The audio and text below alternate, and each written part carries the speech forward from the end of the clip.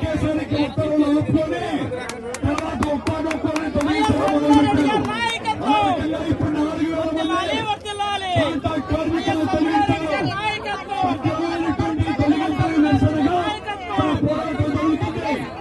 ఊళ్ళని పెట్టించేదాకా పోషించి ఈ దేశ తాలూకు ఆర్థిక ప్రగతికి దోహదమైన కార్మికులను పూర్తిగా నిర్వీర్యం చేయాలని ఈ కేంద్రంలో ఉన్న ప్రభుత్వం కుట్ర పన్ని దీన్ని 2021 సంవత్సరం జనవరి 25వ తేదీన నిర్ణయం తీసుకుని పూర్తిగా మన పోరాట శిబిరానికి 15వ తేదీన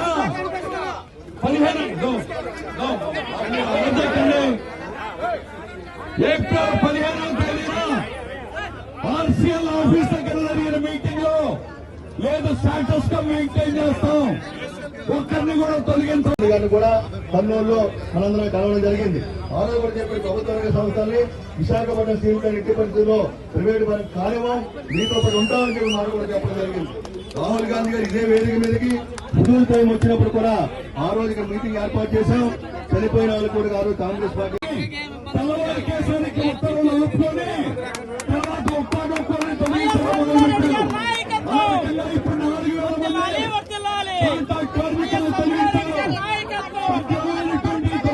నిరసనగా పోరాటం జరుగుతుంది. ఊళ్ళని పెట్టించేదాకా మన పోరాట శిబిరానికి